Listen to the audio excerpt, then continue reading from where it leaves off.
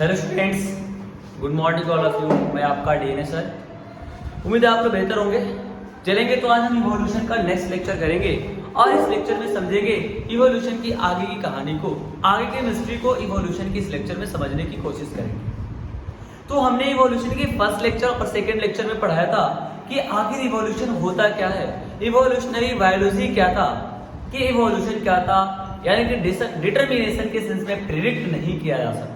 Evolution totally luck by chance event पर based था और इवोल्यूशन किस डायरेक्शन में होता है यानी इसका कोई पता नहीं था, यानी कि इवोल्यूशन को स्टोकैस्टिक प्रोसेस कहा था, यानी कि रैंडम डायरेक्शन में हो सकता है। उसके बाद हमने क्या बताया था कि आखिर ह्यूज यानी कि एक सॉलिड एंटिटी से आपका अर्थ या फिर आपका बहुत सारे जो सैटेलाइट का फॉर्मेशन कैसे हुआ था, इसको हमने डिटेल में स्टडी किया था और आपको मैंने एक एक बात को क्रिस्टल क्लियर समझाने का कोशिश किया था। जो लोग भी लेक्चर 3 देख रहे हैं उनको मैं पहले सजेस्ट करूंगा कि लेक्चर 1 और 2 देखेंगे तो लेक्चर 3 क्रिस्टल क्लियर समझ में आएगा।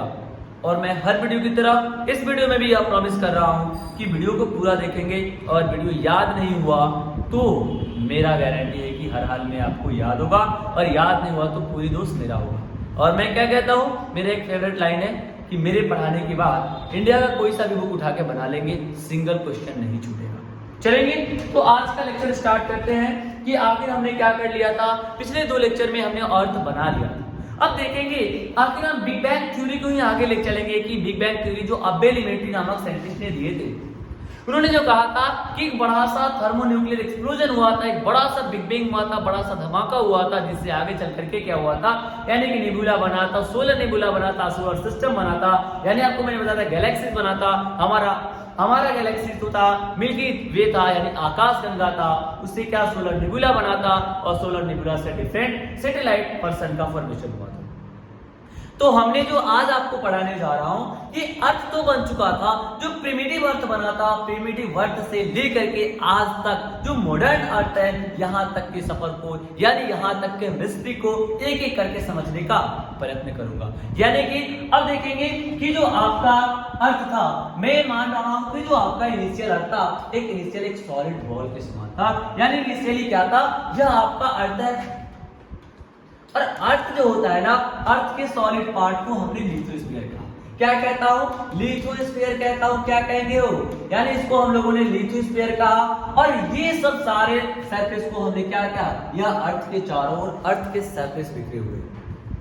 हमने क्या कहा, जो आपका अर्थ है ना, अर्थ के सॉलिड पार्टिकल को हमने क्या कह दिया था, लिथोस्फीयर। चलेंगे इसे पहले समझने से पहले एक बार समझेंगे, यह एक आपका अर्थ है और जो अर्थ है ना, यह प्रिमिटिव अर्थ में 3 बातें हमें याद रखनी होगी। पहला, यानी कि जो प्रिमिटिव अर्थ था इस अर्थ को यानी कि फायरबॉल कहेंगे। फायरबॉल क्यों कहेंगे, क्योंकि यहाँ पर टेम्परेचर काफी ज्यादा था, यानी टेम्परेचर ज्यादा यानी कि 5 to 6000 डिग्री सेल्सियस टेम्परेचर।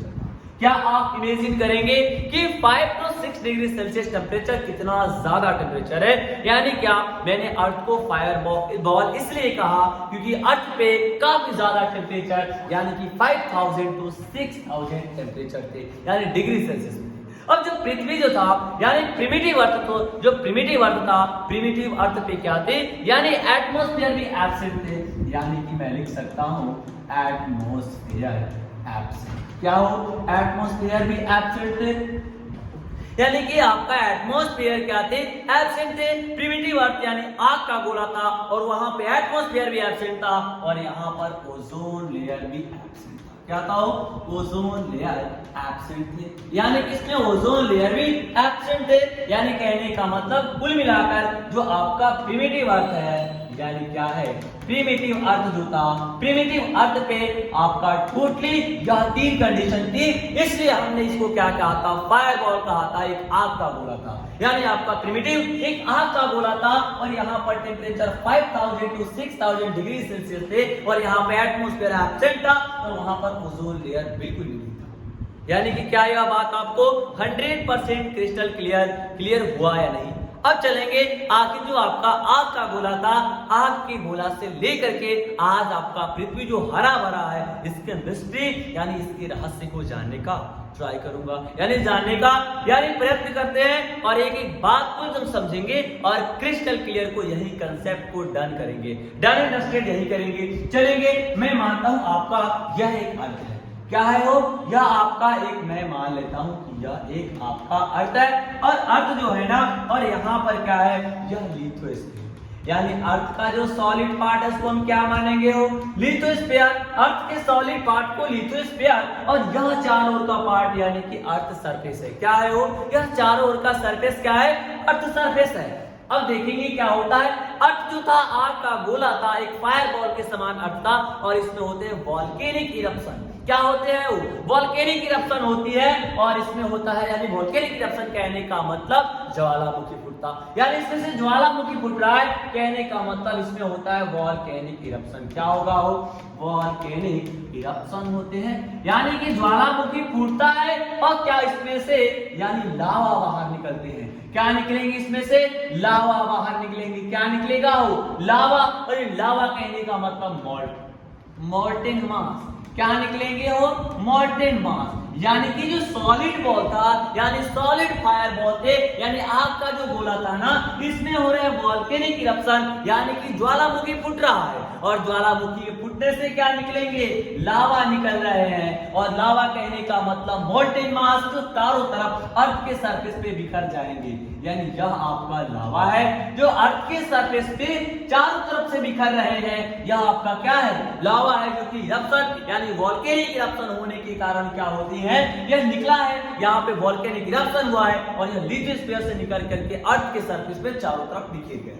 अब कहेंगे सर कि मोल्टेन मास में क्या क्या था, तो मोल्टेन मास में कुछ मेटल्स थे, क्या थे वो, मेटल्स थे, मेटल्स के साथ साथ कुछ गैसेस थे और गैसेस के साथ साथ वहां पे वाटर्स भी थे, लेकिन क्या आप बताएंगे वाटर का जो 5000 से 6000 डिग्री सेल्सियस टेम्परेचर पे वाटर किस फॉर्म में होगा, वेपर के फॉर्म में होगा, यानी यहाँ पर H2 होगा लेकिन वेपर के फॉर्म में होगा, किसके फॉर्म में होगा वो, वेपर के फॉर्म में, यानी जो वॉल्केनिक इरप्शन हो रहा है, जो ज्वालामुखी फूट रही है, यानी ज्वालामुखी फटने से लावा निकल रहा है, यानी उसको हमने मोल्टेन मास कहा, और मोल्टेन मास में क्या क्या, कुछ मेटल्स प्रेजेंट होंगे, कुछ गैसेस प्रेजेंट होंगे, यानी कि वाटर वेपर भी यहां से बाहर निकल रहे हैं, यानी कहेंगे सर आखिर कौन कौन से गैसेज यहां से निकलेंगे, तो गैसेज में सबसे यानी कि निकलेगा अमोनिया, अमोनिया के बाद कार्बन डाइऑक्साइड भी निकलेगा और यहां से मीथेन भी निकलेगा और वाटर वेपर्स भी इसमें से बाहर निकलते हैं,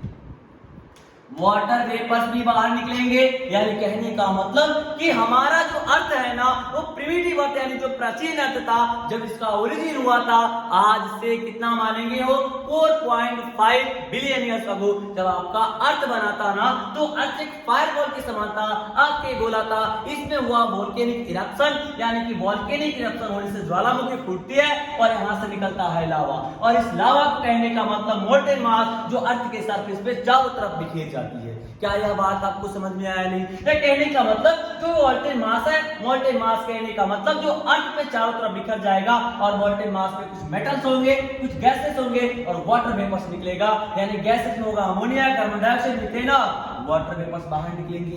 क्या यह बात आपको समझ में आया नहीं, और मैंने आपको क्या कहा था, जो आपका प्रिमिटिव अर्थ था वहां पर ओजोन लेयर तो थी नहीं, जब ओजोन लेयर नहीं थी तो क्या आपको मैंने बताया था कि जब सन बना यानी जब आपका अर्थ बना उसी के साथ तो सन बन चुका था, क्या बन चुका है वो, सन बन चुका है, यानी समझेंगे कि जब आपको मैंने क्या बताया था कि जब प्रिमिटिव समय में क्या था कि जब आपका अर्थ बना था, यानी जिस सोलर नेबुला से आपका अर्थ बना और सारे प्लेनेट बने उसी के सेंट्रल पार्ट या उसी के पेरिफेरल पार्ट से तो आपका सन भी बन चुका था, यानी सन भी पृथ्वी के साथ ही बना था, क्या बना था वो, सन भी पृथ्वी के साथ ही बना था, यानी क्या आप बताएंगे जो सन से यूवी रेज निकलेगा क्या उसको प्रोटेक्ट करने के लिए आपके पास ओजोन लेयर था क्या, बिल्कुल भी नहीं था, यानी कि क्या था कि जब आपका यानी अर्थ बना, प्रिमिटिव अर्थ था, प्रिमिटिव अर्थ में सन तो उस समय प्रिमिटिव जब अर्थ बना था, प्रिमिटिव अर्थ बनने के साथ साथ यूनिवर्स में आपका सन भी बन चुका था, लेकिन अर्थ के पास ना तो एटमॉस्फेयर थी और ना ही तो क्या थी, ओजोन लेयर थी,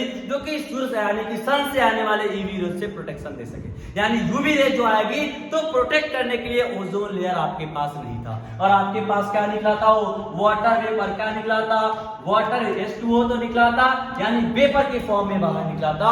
और आपके पास सन तो बन चुका था, सन से यूवी रेज आ भी रही थी, लेकिन यूवी रेज से प्रोटेक्ट करने के लिए क्या आपके अर्थ के पास ओजोन लेयर था? क्या बिल्कुल भी नहीं था। क्या था? ओजोन लेयर था क्या? हो बिल्कुल भी नहीं था। अब क्या आएगा? यहाँ से यूवी रेज आएगा, और यूवी रेज सन से आती है, यूवी रेज आएगी, और क्या वाटर को क्या करेगी? जो वाटर वेपर है ना, उस वाटर वेपर को ब्रेक कर देगी H2 प्लस ऑक्सीजन एटम में। यानी जो ऑक्सीजन लिया ना, या एटॉमिक फॉर्म में है, या एटम के फॉर्म में है, और H2O यहाँ पे जो हाइड्रोजन है ना, यह एक मॉलिक्यूल के फॉर्म में है। किसके फॉर्म में है वो? यानी किसका? यानी कि इंडिपेंडेंस एग्जिस्टेंस है, यानी हाइड्रोजन यानी मॉलिक्यूल है, H2 मॉलिक्यूल, यह क्या करेगा? यानी यह इंडिपेंडेंटली एग्जिस्ट करता है, यानी यह क्या करेगा? एस्केप कर जाएगा।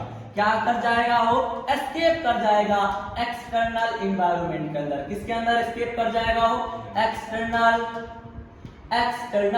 एनवायरनमेंट के अंदर। किसके? हो एक्सटर्नल एनवायरनमेंट के अंदर यह एस्केप कर जाएगा।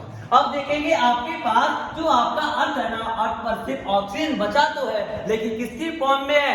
एटॉमिक फॉर्म में है। क्या यह O2 के फॉर्म में है? क्या बिल्कुल नहीं, यह सिर्फ और सिर्फ ऑक्सीजन O के फॉर्म में है, यानी यह एटॉमिक के फॉर्म में है, यानी एटम के रूप में है। यह ऑक्सीजन मॉलिक्यूल नहीं, यहाँ पर एटम है। अब देखेंगे क्या होता है, जो ऑक्सीजन एटम है ना, वो डिफरेंट गैसों का क्या कराएगा? ऑक्सीडेशन। क्योंकि जो वोल्केनिक इरप्शन हुआ था, वोल्केनिक यानी ज्वालामुखी जब फूटी थी, तो उसी के साथ क्या क्या निकला था? अमोनिया भी निकली थी, उसी के साथ मीथेन गैस भी निकला था। तो यह क्या करा देगा? अमोनिया का ऑक्सीडेशन। क्या कराएगा? वो अमोनिया का ऑक्सीडेशन कह दे तो, या फिर कहेंगे जो ऑक्सीजन एटम है ना, वो अमोनिया के साथ रिएक्शन कर रहा है। दोनों बात सही है। यहाँ पे क्या कह देंगे कि यह करा रहा है ऑक्सीडेशन। क्या करा रहा है? यानी अमोनिया का ऑक्सीडेशन कौन करा रहा है? Oxygen atom. और इससे क्या बना दे रहा है? N2 plus H2O। क्या बना रहा है वो? N2 plus H2O। और वाटर क्या उतना ज्यादा टेम्परेचर में क्या लिक्विड के फॉर्म में बनेगा? क्या बिल्कुल भी नहीं, वाटर वेपर के फॉर्म में बनेगा। किसके फॉर्म में बनेगा? वो वेपर के फॉर्म में बनेगा। क्या यह बात आपको समझ में आया? नहीं। यानी कि क्या हुआ? सबसे पहले आपके पास ओजोन लेयर नहीं थी जो कि यूवी रेज को रोक पाए, और उसमें वाटर वेपर के फॉर्म में बना था। सन से यूवी रेज आई और वाटर वेपर को ब्रेक कर दी H2 मॉलिक्यूल और ऑक्सीजन एटम के फॉर्म में। अब उससे क्या होता है, जो ऑक्सीजन एटम है ना, अमोनिया को क्या करेगा? ऑक्सीडाइज कर देगा, और N2 प्लस H2O के फॉर्म में ब्रेक कर देगा। और क्या करेगा? दूसरा काम करेगा, मीथेन जो है ना, CH4 प्लस O, यानी इसको भी ऑक्सीजन जो एटम है, इसको भी ऑक्सीडाइज कर देगा। क्या कर देगा? वो ऑक्सीडाइज कर देगा। यानी यहाँ पे क्या होगा? ऑक्सीडेशन। क्या होगा? हो ऑक्सीडेशन। क्या होगा? ऑक्सीडेशन होगा। और ऑक्सीडेशन होने के बाद क्या बन जाएगा?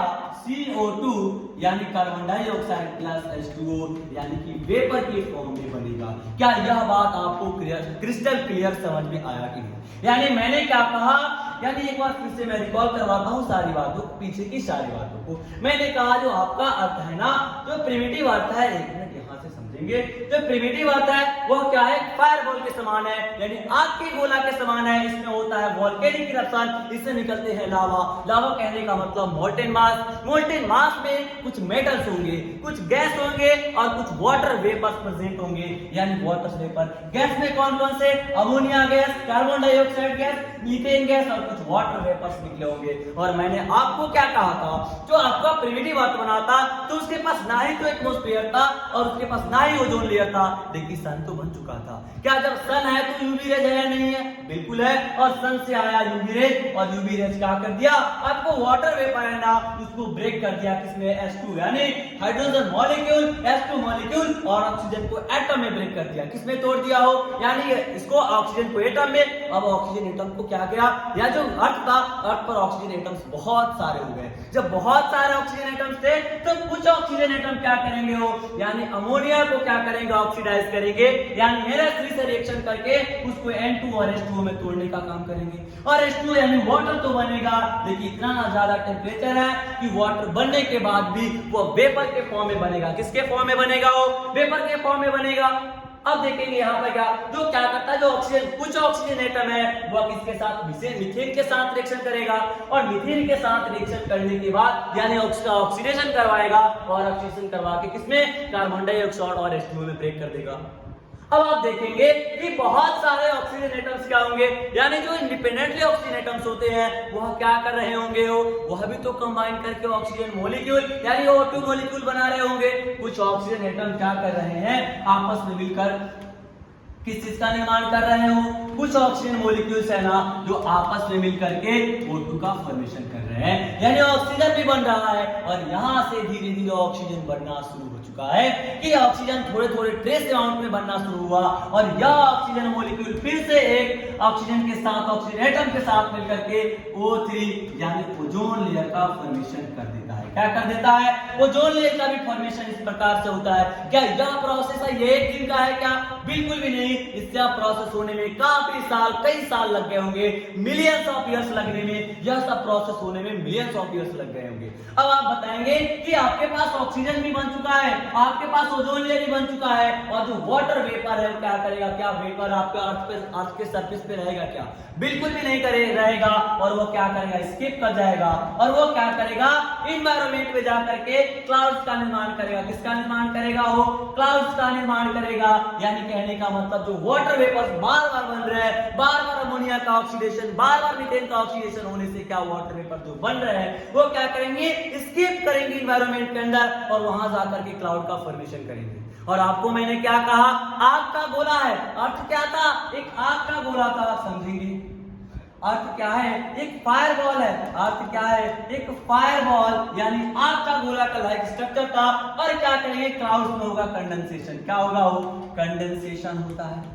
क्या होता है, इसमें कंडेंसेशन होता है और बार बार इसमें क्या होगा, यानी पानी की बूंदें इस पर गिरेगी। क्या करेगी कि बार बार इस पर पानी की बूंदें गिरेगी। ऐसे समझना है जो आपके घर में खाना बन रहा है तो तावा जो होता है इस पर रोटी सेकी जाती है, तो क्या करेंगे, उसे पूरे फुल फ्लेम पर हीट कर दिया और उसके ऊपर हमने क्या कर दिया, किसी मटके में पानी को रख दिया तो ड्रॉप ड्रॉप बूंद बूंद करके उस पर गिर रहा है। एक समय ऐसा आएगा, बहुत ज्यादा समय लगेगा, लेकिन वह ड्रॉप ड्रॉप पानी की बूंद उस तवे को पूरी तरह से क्या कर देगा, यानी उसको पूरी तरह से कोल्ड कर देगा। यानी यही हुआ कि बार बार आग के गोले पे यानी कि कंडेंसेशन होता रहा था और रेनफॉल हो रहा था। क्या था, बार बार क्या हुआ, रेनफॉल हुआ, रेनफॉल हो रहे थे बार बार क्या, यानी आग के गोले पे कई सालों तक रेनफॉल होते रहा। आखिर जा करके एक दिन ऐसा आया कि हमारा क्या हुआ कि अर्थ कोल्ड हो गया, यानी ठंडा हो गया। क्या यह एक दिन का प्रोसेस है क्या, बिल्कुल भी नहीं। यह होने में मिलियंस ऑफ ईयर्स लग गए कि क्लाउड्स बनते थे, कंडेंसेशन होता था, बारिश होती थी और क्या आग के गोले पे पानी गिरता था और ऐसे गिरते गिरते गिरते गिरते क्या हुआ कि एक दिन हमारा अर्थ क्या हुआ, कोल्ड हुआ। अब देखेंगे कोल्ड क्या हुआ, जब आपका अर्थ कोल्ड हुआ, अर्थ मानेंगे या कार सरफेस है या इसमें डिप्रेशन है। क्या है वो, डिप्रेशन है। इसमें क्या है, या अर्थ सरफेस में डिप्रेशन है या फिर ग्रूव्स है। ग्रूव्स का मतलब भी गड्ढा होता है, इसको बायोलॉजी में क्रिप्स भी कहेंगे तो भी गलत नहीं होगा। यानी कहने का मतलब या अर्थ सरफेस है या अर्थ का ग्रूव्स है, यानी डिप्रेशन है, इसमें क्या है, गड्ढा है। क्या है, यानी इसमें गड्ढा है। अब क्या हुआ कि क्लाउड से एक दिन ऐसा हुआ कि अर्थ आपका कोल्ड हो चुका है, ठंडा हो चुका है और इसमें यह क्लाउड से और क्लाउड से इसमें क्या हुआ, कंडेंसेशन हुआ और इससे वाटर आने लगे, यानी वाटर मॉलिक्यूल इसमें गिरने लगे। और मैं आपको बता दूं एक समय ऐसा आया कि चारों तरफ यहाँ पे क्या, जब कोल्ड हो गए तो जो डिप्रेशन था इसमें वाटर मॉलिक्यूल एकत्रित हो गए, यानी स्टोर हो गए। क्या हुआ, H2O स्टोर हो गए। क्या हो गए, H2O स्टोर। और यही H2O फाइनली चल करके क्या बना दिए, आगे चल करके ओशियन का फॉर्मेशन कर देते हैं। यानी जो आज धरती पर हम समुद्र देखते हैं ना, यही डिप्रेशन में छोटे छोटे पानी यानी एकत्रित होने, वाटर ड्रॉपलेट स्टोर होने के कारण, यानी यही ड्रॉपलेट स्टोर हो के क्या आज ओशियन का रूप ले लिया है। यानी जो आपका प्रिमिटिव अर्थ से लेकर के आज तक के अर्थ को मैंने पूरी डिटेल समझाया। क्या यह बात आपको 100% समझ में आई नहीं है? चलेंगे एक बार और समझाते हैं। क्या शुरू से लेकर के सारी बातों को एक बार और समझाते हैं। पूरी बात आप नोट्स के लिए बिल्कुल भी बेफिक्र रहेंगे, क्योंकि सारी बातों को मैं क्या करूंगा, आपको मैं पीडीएफ के फॉर्म में या तो मैं अपने कम्युनिटी पे डालूंगा या फिर एनी वीडियो के डिस्क्रिप्शन में मैं डाल दूंगा। चलेंगे, यानी मैंने क्या कहा, शुरुआत में हमारा अर्थ क्या था, एक फायर बॉल थी, यानी आग का गोला था। इसमें कुछ नहीं था, यानी तो इस पे एटमॉस्फेयर थी, ना ही तो ओजोन लेयर थी। इसका टेम्परेचर तो बहुत ज्यादा थी, यानी इसका टेम्परेचर 5000 यानी 5000 टू 6000 डिग्री सेंटीग्रेड यानी सेल्सियस। अब देखेंगे इसमें क्या होता है, वोल्केनिक इरप्शन, यानी इससे बाहर निकलेगा लावा, यानी लावा कहने का मतलब मोल्टेन मास। क्या कहेंगे, लावा कहने का मतलब मोल्टेन मास। मोल्टेन मास में क्या क्या था, कुछ मेटल्स थे, कुछ गैसेस थे और कुछ वाटर वेपर्स थे। उसमें गैसेस कौन कौन से थे, अमोनिया, कार्बन डाइऑक्साइड और मीथेन गैसेस थे। अब देखेंगे जो कार्बन डाइऑक्साइड और अमोनिया और मीथेन, उसके साथ साथ वाटर वेपर्स निकल रहे थे। क्या हमारा जो प्रिमिटिव अर्थ था उसके पास ओजोन लेयर क्या था, बिल्कुल नहीं था। ओजोन लेयर नहीं होने के कारण सन तो अर्थ के साथ ही बना है, जब सन है तो यूवी रेज है। अब क्या होगा कि यूवी रेज अर्थ पे आएगी और जो वाटर वेपर्स है ना, इस पे यूवी रेज आएगी और वाटर वेपर्स को तोड़ देगी। H2 यानी hydrogen molecule H2 plus oxygen atom में ब्रेक कर देगी। यानी हमारे पास क्या, जैसे ही H2 बनेगा, H2 क्या करता है इस एनवायरनमेंट के अंदर, यानी उसका क्या एग्जिस्टेंस है, वो फ्रीली एग्जिस्ट करता है, वो एस्केप कर जाएगा, वो एनवायरनमेंट में क्या कर जाएगा, अर्थ सरफेस को छोड़ देता है। जैसे हमारे अर्थ सरफेस को छोड़ेगा, हमारे अर्थ सरफेस पे बहुत सारे ऑक्सीजन एटम प्रेजेंट हो जाएंगे। यह प्रोसेस कंटिन्यूअसली हो रहा है और ऑक्सीजन एटम का फॉर्मेशन तो होते जा रहा है। अब देखेंगे जो अमोनिया है ना, अमोनिया के साथ क्या कर रहा है ऑक्सीजन, या रिएक्शन कहें या फिर कहेंगे अमोनिया का हो रहा है ऑक्सीडेशन। जो ऑक्सीजन एटम बन रहा है उसके साथ अमोनिया रिएक्शन करके यानी कौन N2 मॉलिक्यूल बना रहा है, यानी नाइट्रोजन गैस का फॉर्मेशन कर रहा है। और नाइट्रोजन गैस के साथ साथ वाटर भी बन रहा है, तो किस फॉर्म में बनेगा, वेपर के फॉर्म में बन रहा है। अब देखेंगे उसके बाद क्या होता है, जो आपका ऑक्सीजन एटम जो बना था वह मीथेन के साथ रिएक्शन करके उसको किसमें ब्रेक कर देगा, CO2 प्लस H2O में। यानी यह सब तो गैस है, यह क्या करेंगे, अर्थ सरफेस को छोड़ देंगे और एनवायरनमेंट के अंदर चले जाएंगे। और यह जो H2O और जो H2O बन रहा है ना वाटर वेपर, यह क्या करेंगे, वो एनवायरनमेंट में जाकर के क्लाउड का फॉर्मेशन करेंगे। किसका फॉर्मेशन करेंगे, वो क्लाउड का फॉर्मेशन करेंगे। यानी क्या, किसका फॉर्मेशन करेंगे, या क्लाउड बनाएंगे। अब देखेंगे क्या होता है, क्लाउड बनाएंगे। और धरती आपकी गोला है, क्लाउड है तो कंडेंसेशन होगा ही, जब कंडेंसेशन होगा तो बारिश होगा, यानी पानी का वर्षण होगा। अब आप देखेंगे कि क्या होगा, आपके गोले पे टिप टिप टिप टिप यानी कई सालों तक, मिलियंस ईयर्स होगा, यानी मिलियन सालों से उस पर पानी की बूंदें गिरने के कारण वह एक दिन ऐसा आएगा कि वह ठंडा पड़ जाएगा। क्या पड़ जाएगा, ठंडा पड़ जाएगा। और बहुत सारे ऑक्सीजन एटम्स होने के कारण क्या करेंगे, ऑक्सीजन एटम्स आपस में भी तो कंबाइन होंगे, यानी ऑक्सीजन एटम आपस में कंबाइन होकर के ऑक्सीजन मॉलिक्यूल बनाएंगे। फिर ऑक्सीजन मॉलिक्यूल के साथ एक ऑक्सीजन एटम मिलकर के ओजोन लेयर का फॉर्मेशन कर देगा। क्या कर देगा, वो ओजोन लेयर का फॉर्मेशन कर देता है। क्या यह बात आपको समझ में आया, नहीं आया? चलेंगे, यानी कहने का मतलब, और देखेंगे आगे मैंने क्या समझाया था, ये क्लाउड्स का फॉर्मेशन हो रहा था और क्लाउड्स का फॉर्मेशन, क्लाउड्स में कंडेंसेशन हुआ और कंडेंसेशन होने के कारण क्या हुआ, रेनफॉल होता था। फायरबॉल पे कई सालों तक, मिलियंस ऑफ ईयर्स एगो, यानी मिलियंस ऑफ ईयर्स से आज तक, यानी कुछ सालों पहले तक क्या होता था, लगातार बारिश होता था, यानी बारिश होता था और धीरे धीरे क्या हुआ, वो आग की गोला ठंडा हुआ। एक समय ऐसा आया जो काफी ठंडा होने के बाद जब बारिश हुआ तो यानी उसके जो डिप्रेशन थे इसमें वाटर मॉलिक्यूल स्टोर हो गए और वही वाटर मॉलिक्यूल स्टोर हो करके आज ओशन का रूप लिया।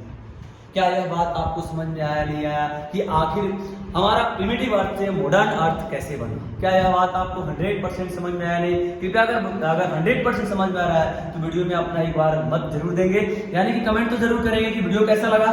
चलेंगे, उसके बाद कभी कभी नीट वाले में पूछ लेता है कि आपका जो अर्थ बन रहा है ना उसका सीक्वेंस अर्थ पे, यानी आपको पता होगा अर्थ 3 चीजों से मिलकर बना है। यानी सबसे पहले लिथोस्फीयर, उसके बाद क्या था, एटमॉस्फेयर, उसके बाद क्या, हाइड्रोस्फीयर, यानी 3 चीजों के मिलने से बना था।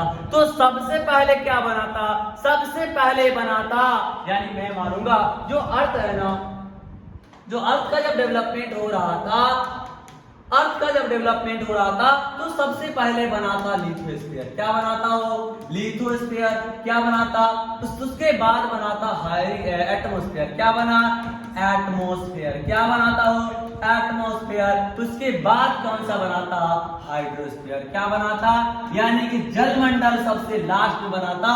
सबसे पहले लिथोस्फीयर बना, उसके बाद एटमॉस्फेयर बना, फिर जाकर के हाइड्रोस्फीयर का फॉर्मेशन हुआ। क्या यह बात आपको 100% समझ में आया, नहीं आया?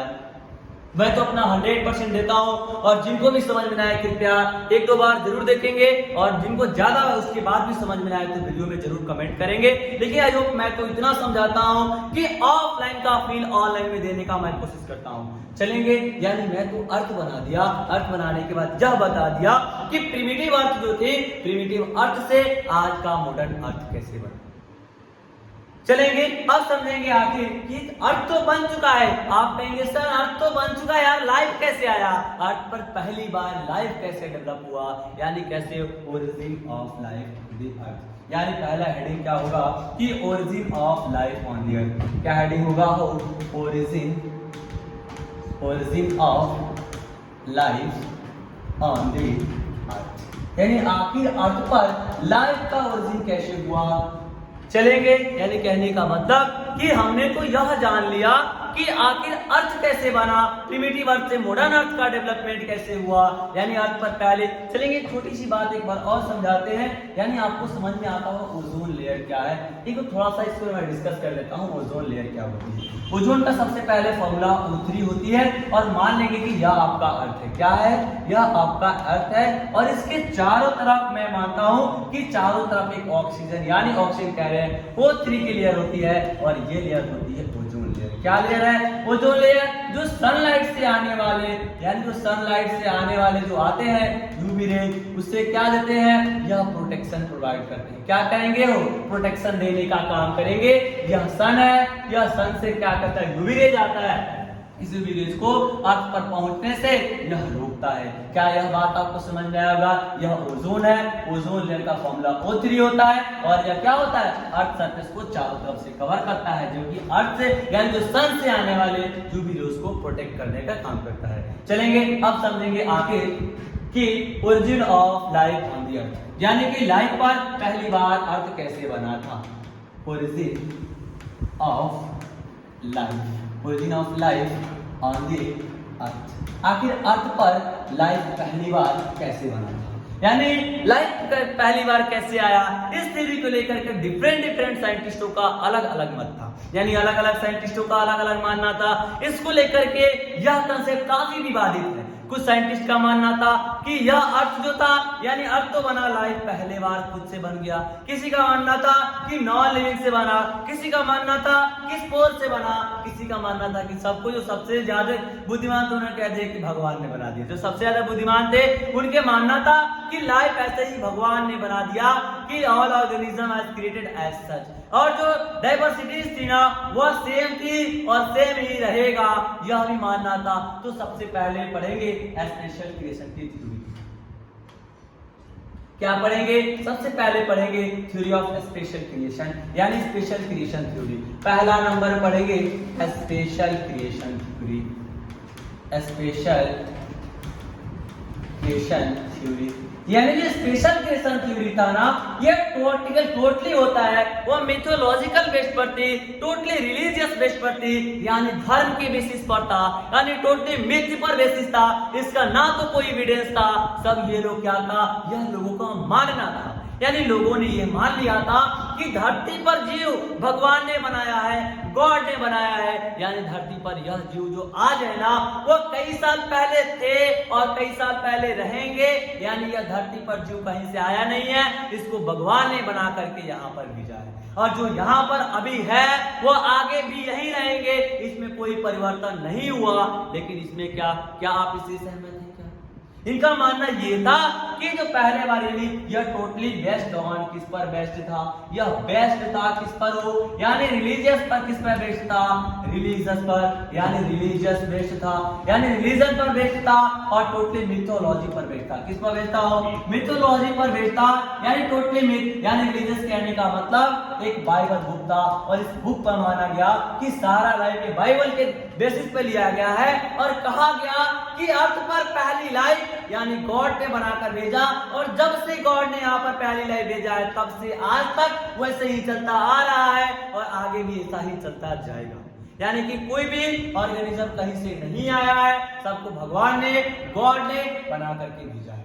यानी किसको, यह किस पर बेस्ड था, यानी इसको कहेंगे, इसको यानी फादर सोरेस पर बेस्ड था, यानी कह देंगे कि इसको फादर सोरेस फादर सोरेस पर बेस्ड था, यानी इसको फादर सोरेस के द्वारा माना गया था कि जो अर्थ था ना वो यानी अर्थ के बनने के बाद पहली लाइफ जो थी गॉड के द्वारा बनाया गया है, भगवान के द्वारा बनाया गया है या एज सच क्रिएट हो गया है। यानी लिखेंगे पहली लाइन कहा जाता है इसका कि ऑल लिविंग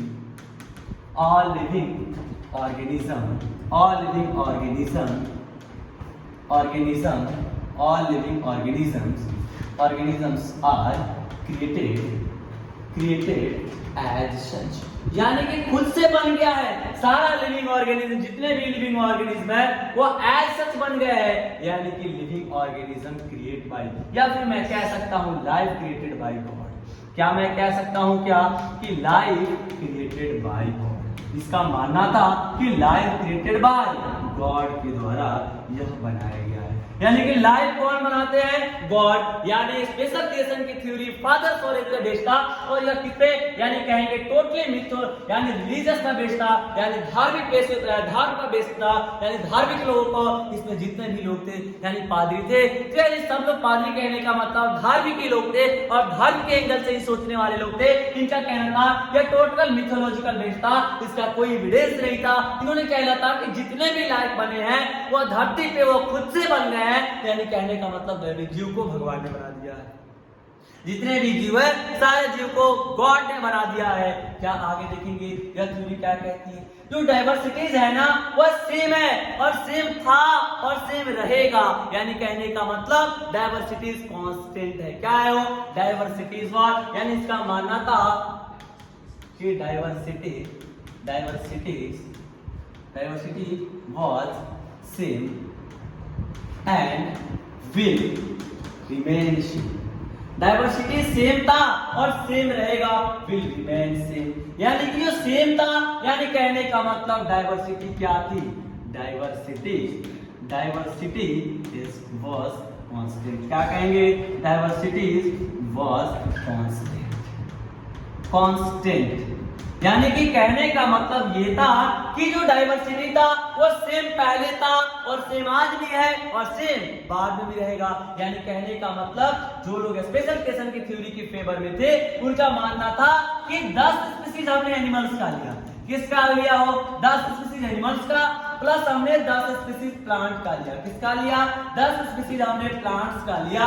अब देखेंगे कि 10 स्पीसीज हमने क्या लिया? एनिमल्स का लिया और 10 स्पीसीज हमने प्लांट्स का लिया और इनका मानना था कि टोटल 20 स्पीसीज थे और 20 स्पीसीज हैं और 20 स्पीसीज रहेंगे। यह बात से तो लोग बिल्कुल भी सहमत नहीं है, यानी कहने का नहीं हो रहा है?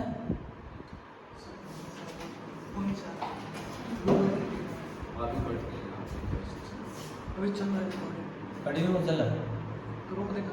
नहीं मत रोकेंगे, कंटिन्यू चलेंगे, कोई बात नहीं, हो रहा है ना, चलेंगे। अब देखेंगे यानी कहने का मतलब डाइवर्सिटी जो थी वो कांस्टेंट थी, कांस्टेंट है और कांस्टेंट रहेगा। कहने का मतलब समझेंगे कि 10 स्पीसीज यानी गॉड ने बना दिया है, 10 स्पीसीज एनिमल्स का, 10 स्पीसीज प्लांट का, टोटल 20 स्पीसीज है, 20 स्पीसीज थे और आगे फ्यूचर में 20 स्पीसीज ही रहेंगे। यह कौन सा कंसेप्ट है भाई? और इनका यह भी मानना था कि जो हमारा यूनिवर्स है ना, जो हमारा अर्थ है ना, इनका मानना था कि our earth was 400 years old। ये इनका मानना था कि जो हमारा अर्थ है ना वह आज से 4000 साल पुराना है, यानी क्या 4000 साल पुराना है। इनका मानना था कि जो गॉड ने धरती पर सारे जीवों को खुद से बना दिया है, जो डाइवर्सिटी थी या रहेगा, यानी कहने का मतलब यह है कि जितने भी जीवों को गॉड ने बनाया है वही जीव रहेंगे, वही जीव थे और वही जीव आज भी है, यानी इससे कोई नया जीव ना आएगा ना कभी आया है। यानी इसका थ्योरी का यही मतलब था, यानी इस थ्योरी का मतलब था कि जितने भी हम जीव देख रहे हैं इसको एज सच गॉड ने बनाया था और इसमें डाइवर्सिटीज पहले से कांस्टेंट थी, वही डाइवर्सिटीज हमें आज देखने को मिलती है। और इसका लास्ट मत यह था कि हमारा जो यूनिवर्स कह रहे हैं, जो हमारा अर्थ है ना वह आज से 4000 साल पुराना है। क्या इस बात से हम लोग बिल्कुल भी सहमत नहीं? इसको हमने क्या कर दिया? डिस्कार्ड कर दिया, इसको हमने डिसअप्रूव कर दिया, यानी डिसअप्रूव्ड बाय चार्ल्स डार्विन। किसने? Disapproved disproved by Charles Darwin. किसके द्वारा हो? Charles Darwin. चार्ल्स डार्विन के द्वारा, यानी क्या डार्विन ने क्या कर दिया? इसको डिसअप्रूव कर दिया। चार्ल्स डार्विन ने पहली और दूसरी स्टेटमेंट को क्या किया था? डिसअप्रूव किया था। पहली और दूसरी स्टेटमेंट क्या था कि सारे जीव खुद से बन गए, लेकिन क्या था, जब डार्विन ने यानी एसएमएस बीगल शिप पर यानी विजिट करने निकला था, तो उसके एक ही जीव के बीच डिफरेंट मेंबर्स यानी एक ही स्पीशीज के डिफरेंट मेंबर्स के बीच डिफरेंट डाइवर्सिटीज देखने को मिली। और उन्होंने यह भी देखा कि जो भी जीव थे वह एज सच क्रिएट नहीं हुए थे, यानी कि सारे जीव अपने से यानी खुद यानी कि गॉड ने उसको क्रिएट नहीं किया था। तो यानी कहेंगे चार्ल्स डार्विन कौन फर्स्ट एंड सेकंड रूल, यानी लिखेंगे फर्स्ट एंड सेकंड रूल कहें या स्टेटमेंट कहें, रूल कहें या स्टेटमेंट डिसअप्रूव कर दिया। किसने डिसअप्रूव कर दिया? Charles Darwin. और उसके बाद जो दूसरा था, यानी इसको मैं मानता हूं पहला, यानी दूसरा फॉसिल्स रिकॉर्ड के बेसिस पर। क्या कहेंगे? फॉसिल्स रिकॉर्ड के बेसिस पर। फॉसिल्स जो रिकॉर्ड था, यानी इनका मानना यह था कि जो फादर स्टोरेज के मानने वाले थे उन लोगों को मानना यह था जो हमारा अर्थ 4000 साल पुराना है, लेकिन जब हमारे अर्थ पर जब फॉसिल्स का रिकॉर्ड यानी डाटा एनालिसिस किया गया तो कुछ फॉसिल्स ऐसे मिले जिनका एज 4.2 4.3 बिलियन ईयर्स अगो था। क्या आप बताएंगे क्या ऐसा बिल्कुल भी पॉसिबल है क्या कि जब हमारा अर्थ ही 4000 साल का हो और हमारे पास फॉसिल्स मिल जाएंगे 4.3 बिलियन ईयर्स अगो, यानी 4.3 बिलियन साल पहले का फॉसिल्स मिल जाएगा क्या? यानी इससे यह प्रूफ होता है फॉसिल्स रिकॉर्ड यानी एनालिसिस करने के बाद, एनालिसिस करने के बाद हमें क्या मिले? रॉक फॉसिल्स मिले थे। क्या मिले थे? वो रॉक फॉसिल्स मिले थे। रॉक फॉसिल्स मिले थे और रॉक फॉसिल्स में हमें क्या मिला था? 4.3 बिलियन ईयर्स ओल्ड, यानी कि 3 billion years old, 4.3 billion years old हमें फॉसिल्स मिला था। यानी आप बताएंगे जब हमारा अर्थ ही 4000 साल का हो तो हमें फॉसिल्स यानी कि फॉसिल्स का एज पता लगाएगा तो 4.3 बिलियन ईयर्स अगो का फॉसिल्स था। क्या यह पॉसिबल है क्या? बिल्कुल भी पॉसिबल नहीं है। चलेंगे, यानी यह हमारा हुआ स्पेशल क्रिएशन की थ्योरी समाप्त। नेक्स्ट देखेंगे हमारा कॉस्मिक पैंसपर्मिया थ्योरी, यानी क्या था? कॉस्मिक पैंसपर्मिया थ्योरी दूसरा होता है cosmic panspermia theory, cosmic panspermia theory. अब देखिए कॉस्मिक पैंसपर्मिया थ्योरी क्या कहती है आपको? कॉस्मिक का मतलब होता है यूनिवर्स। क्या होता है वो? यूनिवर्स होता है। कॉस्मिक का मतलब होता है यूनिवर्स। क्या होगा? यूनिवर्स होता है। अब ध्यान से आप देखेंगे कॉस्मिक का मतलब होता है यूनिवर्स। अब देखेंगे जो आपका यूनिवर्स कहने का मतलब, यानी कॉस्मिक पैंसपर्मिया थ्योरी सबसे पहले तो अर्हीनियस नामक साइंटिस्ट ने दिया था। किसने दिया था? वो अर्हीनियस ने दिया था। अर्हीनियस नामक साइंटिस्ट ने दिया था और इनका मानना था कि आउटर कुछ स्पेस है, यानी आउटर स्पेस कहने का मतलब, आउटर स्पेस कहने का मतलब अर्थ से बाहर या डिफरेंट प्लैनेट से बाहर कुछ स्पेस था। कुछ स्पेस को इन्होंने आउटर स्पेस नाम दे दिया। क्या नाम दे दिया? हो आउटर स्पेस नाम दे दिया। और यह रहा आपका अर्थ। क्या रहा? यह आपका अर्थ रहा, यह आपका अदर प्लेनेट। यह कोई प्लेनेट होगा मान लेंगे, यानी कि जो अर्थ मार्स होता है जुपिटर ऐसे करके, यह भी कोई आपका एक प्लेनेट होगा। इनका मानना यह था कि जो आउटर स्पेस है ना, यहाँ से स्पोर्स डिफरेंट प्लेनेट पे ट्रेवल कर रहे थे। यहाँ से भी स्पोर्स इस प्लेनेट पे निकला और डिफरेंट का प्लेनेट में स्पोर्स ट्रैवल करने के बाद यहाँ पे क्या स्पोर्स ट्रैवल कर रहे थे और डिफरेंट यानी कि प्लेनेट पे जो आउटर स्पोर्स से स्पोर्स निकल रहे थे, यही स्पोर्स से क्या बन गया? यानी अर्थ पे लाइफ बन गया। इसी अर्थ स्पोर्स से क्या बन गया हो? अर्थ का लाइफ, यानी अर्थ पे पहली बार लाइफ बना हो। यानी क्या कहेंगे? कहने का मतलब कि आउटर स्पेस, यानी जो आपका आउटर स्पेस था, आउटर स्पेस से क्या हो रहा था? डिफरेंट प्लैनेट्स पे कुछ स्पोर्स जा रहे थे, यानी स्पोर्स विजिट कर रहे थे। वही स्पोर्स आया आपके अर्थ पर और इसी अर्थ पर यानी स्पोर्स से क्या बन गया? वो लाइफ बन गया। यानी यह कहेंगे कॉस्मिक पैंसपर्मिया थ्योरी। इससे नीट का क्वेश्चन ऐसे पूछेगा। इसमें एक और बात लिखेंगे, फेवरेट आइडियाज फॉर एस्ट्रोनॉमर्स। क्या लिखेंगे? फेवरेट आइडिया ऑफ एस्ट्रोनॉमर्स, यानी जो एस्ट्रोनॉमर्स थे उनका यह क्या था?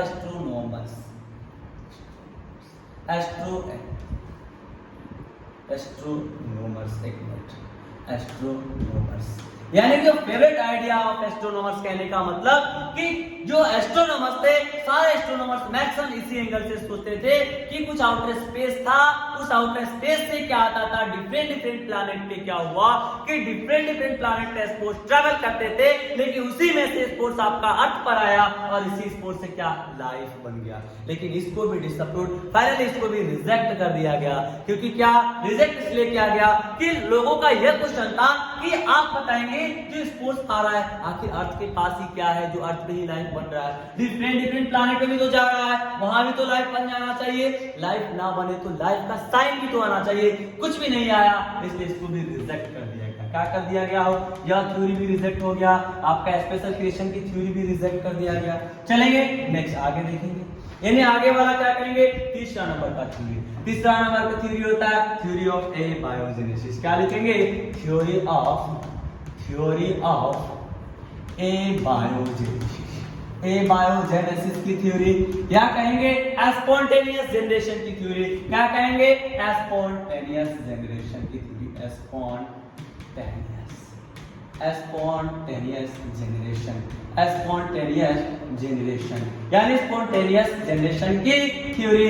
यह क्या होता है, स्पॉन्टेनियस कहने का मतलब स्वतः, या फिर कहेंगे ए बायो का मतलब नॉन लिविंग थी। यानी स्पॉन्टेनियस जनरेशन की थ्योरी, ये जो मान रहे थे ना, इनके मानने वाले लोगों का यह मानना था कि जो नॉन लिविंग है ना, उसी से पहली बार लाइफ आया था। यानी उनका मानना था कि जो नॉन लिविंग क्या थे, हो नॉन लिविंग जो थे ना, नॉन लिविंग में ही कुछ ऐसा परिवर्तन हुआ जिससे पहली बार लाइफ बन चुका था, लेकिन ऐसा तो बिल्कुल नहीं है। यानी जो स्पेशल क्रिएशन की थ्योरी का मानना यह था कि लोग मानते थे कि सारे चीज गॉड बनाए, सबको भगवान बनाए। कॉस्मिक पेनिस्पर्मिया थ्योरी में लोगों को मानना था कि क्या कुछ स्पोर्ट्स होते हैं जो आउटर स्पेस में होते हैं, वह डिफरेंट डिफरेंट प्लैनेट में स्पोर्ट्स क्या करेंगे, विजिट करेंगे, वही स्पोर्ट्स आपके अर्थ पर भी आए होंगे और उसी स्पोर्ट्स से क्या बन गया, आपका लाइफ बना। यानी ए बायोजेनेसिस के थ्योरी में देखेंगे कि ए बायो मतलब नॉन लिविंग समझेंगे, यानी वेस्टेज मटेरियल, नॉन लिविंग कहने का मतलब स्ट्रॉ समझेंगे, क्या समझेंगे, वो स्ट्रॉ समझेंगे, मड समझेंगे, यानी इन सब चीजों से क्या कहेंगे, या कहेंगे रॉटन मटेरियल्स, क्या कह सकते हैं इसको, रॉटन मटेरियल।